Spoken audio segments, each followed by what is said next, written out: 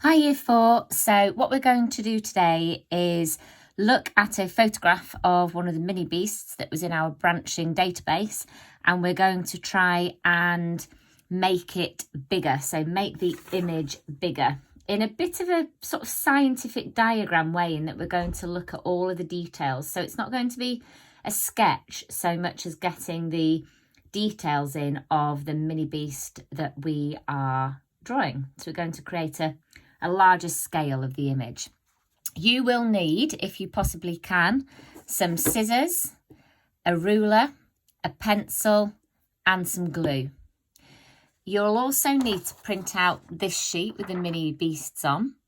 If you're unable to print out the sheet, don't worry, because at school, in the box which is outside the office, there will be a load of these sheets. So if you need to come and collect one, you can, if you would like to do this activity.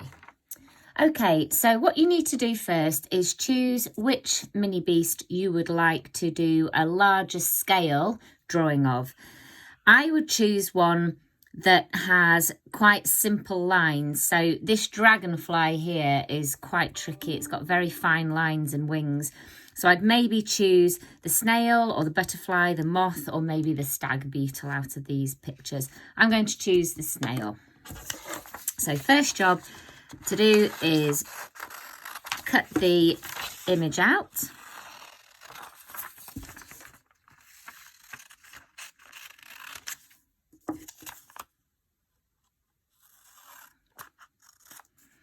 And then you're going to stick your image in the bottom left-hand corner, right in the corner. You don't need lots and lots of glue down, it's just to hold it in place, really.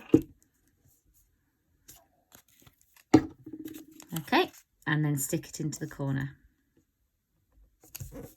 Once it's in place there, you're going to draw on some lines now, which will end up giving you 8 triangles. In these triangles, a bit like with the Ivan sketch that we've done, we're going to put the details that are in those triangles onto your larger scale drawing.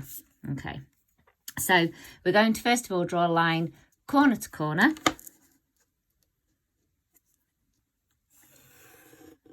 And then another line corner to corner in the opposite corners.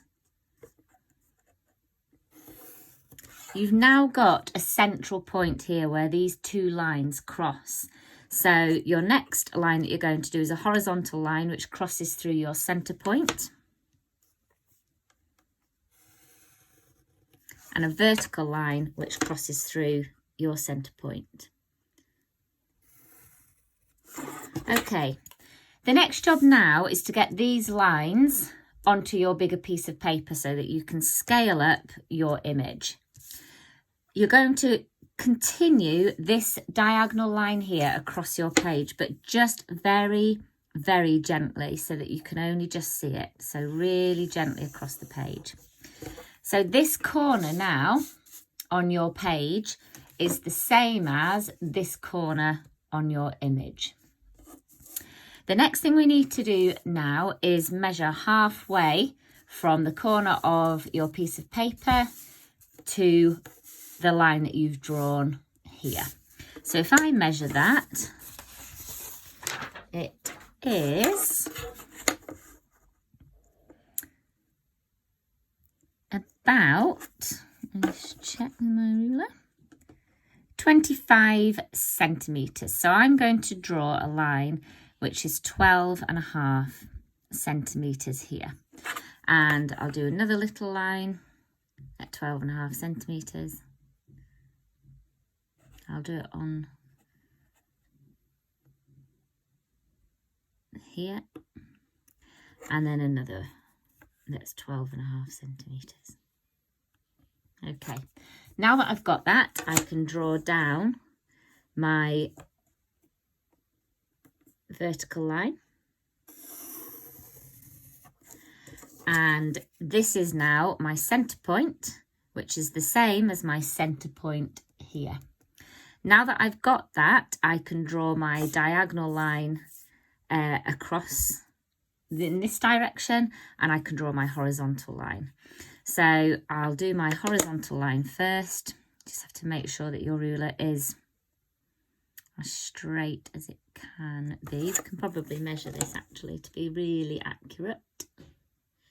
So that's 25, 26, 27, so 20.7. So if we do 10.3, maybe, let's check if that's what it is, halfway. Yeah, about 10.3. So again, check, you've got about 10.3. And again, just check on this side, 10.3.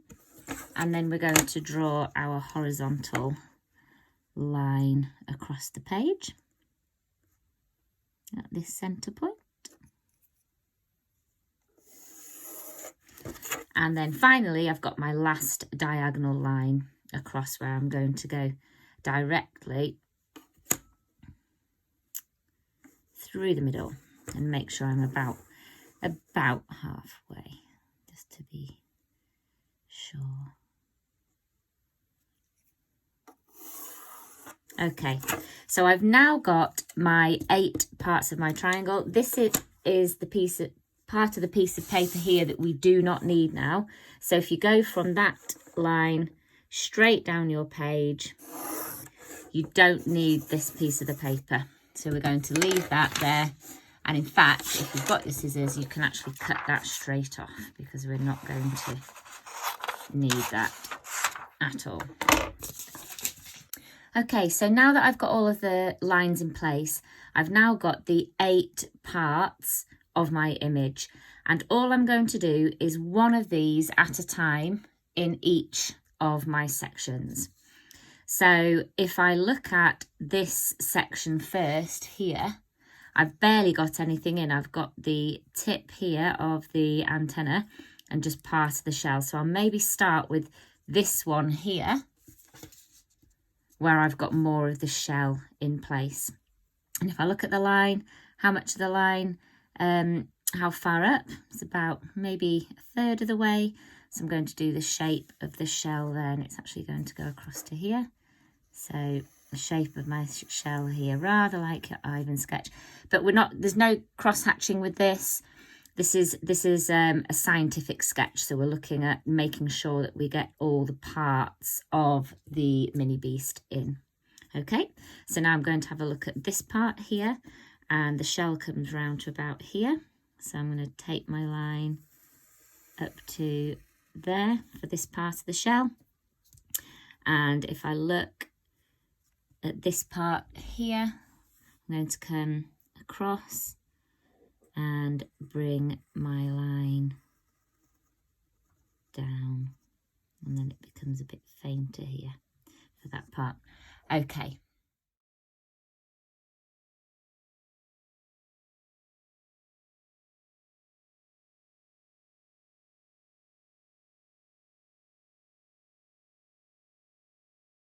Now you may find from your image that when you get to this corner, you end up getting very close to your photograph of the mini beast.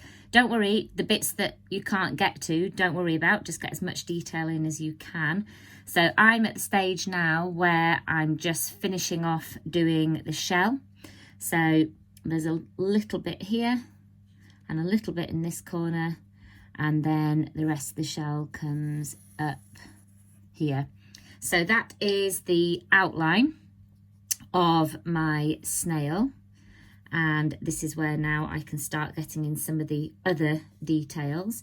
So I've got the shell here, the opening, and where the shell comes around, so I can bring that around to here now, and I'm going to get some of the finer details in. But I think you can see now from my small original picture, I've now scaled that up into a much bigger scale of the mini beast that I can now add some of the details to.